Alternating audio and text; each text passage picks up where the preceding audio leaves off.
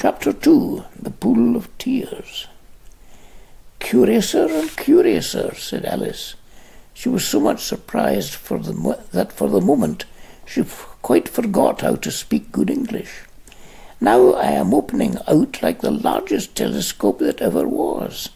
Goodbye, feet."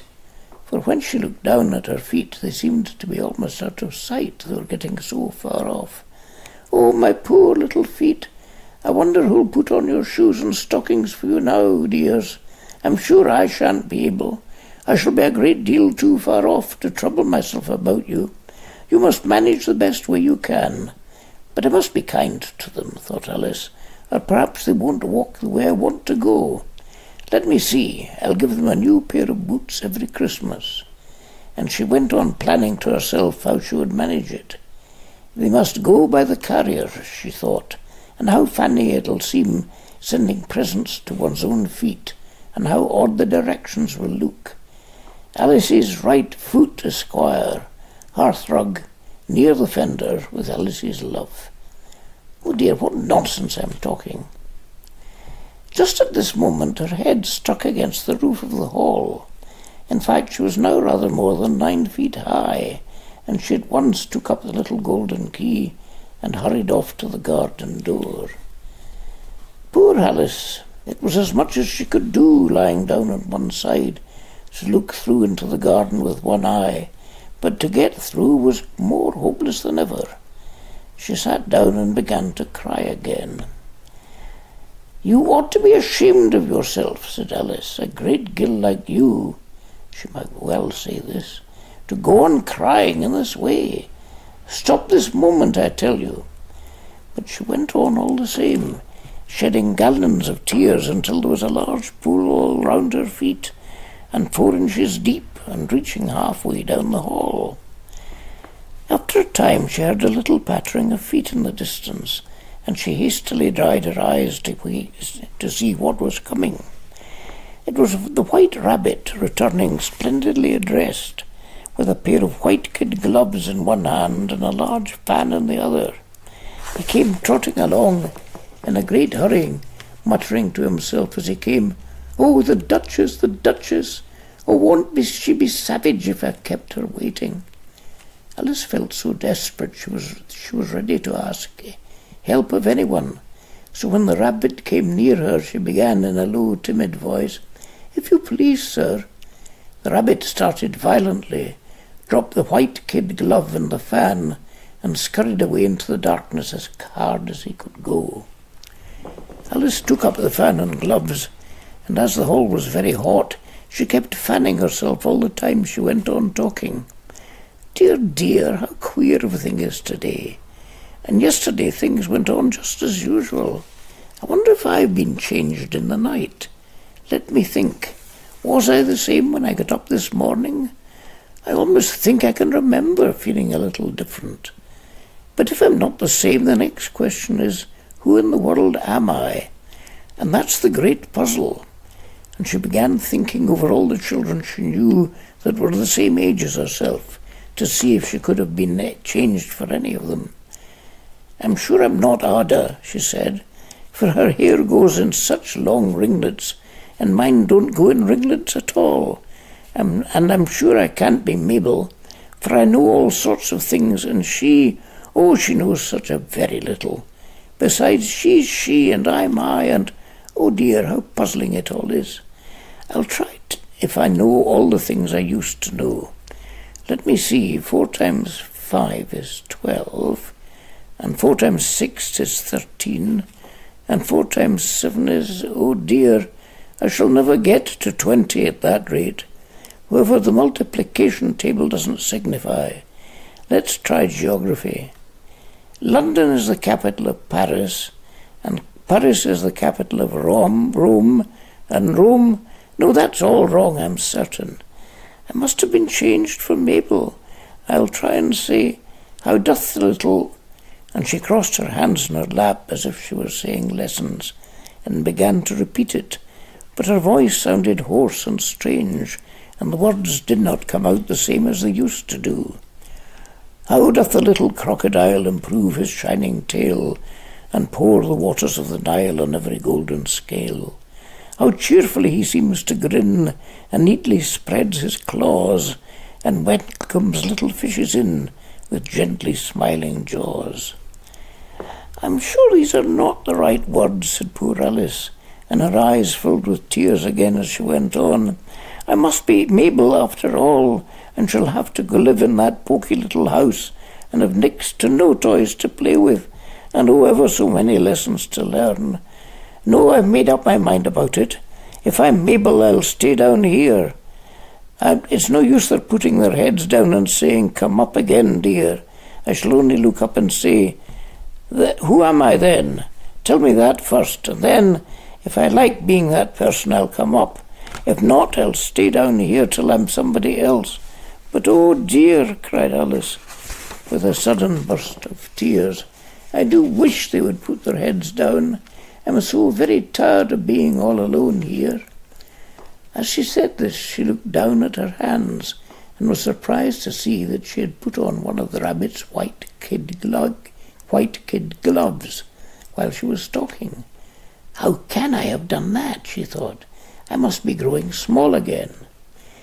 She got up and went to the table to measure herself by it, and found that, as nearly as she could guess, she was now about 2 feet high, and was going on shrinking rapidly.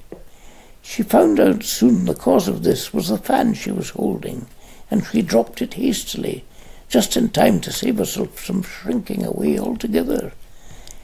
That was a narrow escape, said Alice, a good deal frightened at the sudden change, but very glad to find herself still in existence.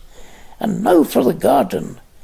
And she ran with all speed to the little door, but alas, the little door was shut again, and the little golden key was lying on the glass table as before. And things are worse than ever, thought the poor child, for I never was so small as this before, never, and I declare it's too bad, that it is. As she said these words, her foot slipped, and in another moment, splash, she was up to her chin in salt water. Her first idea was that she had somehow fallen into the sea, and in that case I can go back by railway, she said to herself. Alice had been to the seaside once in her life, and had come to the general conclusion that wherever you go to on the English coast, you find a number of bathing machines in the sea, some children digging in the sand with wooden spades, then a row of lodging houses, and behind them a railway station. However, she soon made out that she was in the pool of tears which she had wept when she was 9 feet high. I wish I hadn't cried so much, said Alice, as she swam about, trying to find her way out. I shall be punished for it now, I suppose, by being drowned in my tears. That will be a queer thing, to be sure. However, everything is queer today. Just then she heard something splashing about in the pool a little way off, and she swam nearer to make out what it was. At first she thought it must be a walrus or hippopotamus, but then she remembered how small she was now, and she soon made out that it was only a mouse that had slipped in like herself. Would it be of any use now, thought Alice, to speak to this mouse? Everything is so out of the way down here that I should think very likely it can talk. At any rate, there's no harm in trying. So she began, "Oh, mouse, do you know the way out of this pool? I'm very tired of swimming about here, oh mouse." Alice thought this must be the right way of speaking to a mouse. She had never done such a thing before, but she remembered having seen in her brother's Latin grammar, "A mouse of a mouse, to a mouse, oh mouse." The mouse looked at her rather inquisitively, and seemed to her to wink with one of its little eyes, but it said nothing. "Perhaps it doesn't understand English," thought Alice. "I dare say it's a French mouse come over with William the Conqueror." For with all her knowledge of history, Alice had no clear notion of how long ago anything had happened. So she began again, "Oui, et ma chat," which was the first sentence in her French lesson book.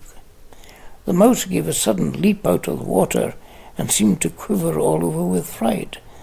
"Oh, I beg your pardon," cried Alice hastily, afraid that she had hurt the poor animal's feelings. "I quite forgot you didn't like cats." "Not like cats?" cried the mouse in a shrill, passionate voice. "Would you like cats if you were me?" "Well, perhaps not," said Alice in a soothing tone. "Don't be angry about it. And yet I wish I could show you our cat Dinah. I think you'd take a fancy to cats if you could only see her. She is such a dear, quiet thing." Alice went on after herself as she swam lazily about in the pool, and she sits purring so nicely by the fire, licking her paws and washing her face. And she is such a nice soft thing to nurse, and she's such a capital one for catching mice. "Oh, I beg your pardon," cried Alice again, for this time the mouse was bristling all over, and she certainly felt it must be really offended.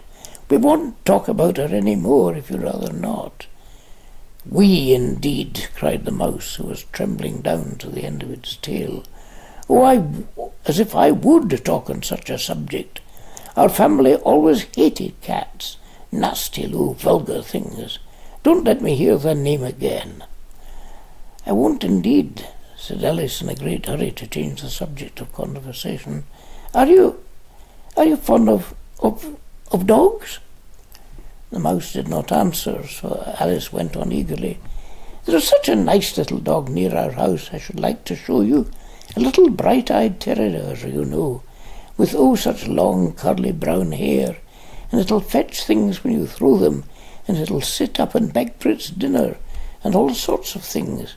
I can't remember half of them. And it belongs to a farmer, you know, and he said it's so useful. It's worth £100. He said it kills all the rats and—" "Oh dear," cried Alice in a sorrowful tone, "I'm afraid I've offended it again," for the mouse was swimming away from her as hard as it could go, and making quite a commotion in the pool as it went. So she called softly after it, "Mouse dear, do come back, and we won't talk about cats or dogs either if you don't like them." When the mouse heard this, it turned round and swam back to her. Its face was quite pale, with passion, Alice thought, and it said in a low, trembling voice, "Let us get to the shore, and then I'll tell you my history, and you'll understand why it is I hate cats and dogs." It was high time to go, for the pool was getting quite crowded with the birds and animals that had fallen into it. There was a duck and a dodo, a lory and an eaglet, and several other curious creatures. Alice led the way, and the whole party swam to the shore.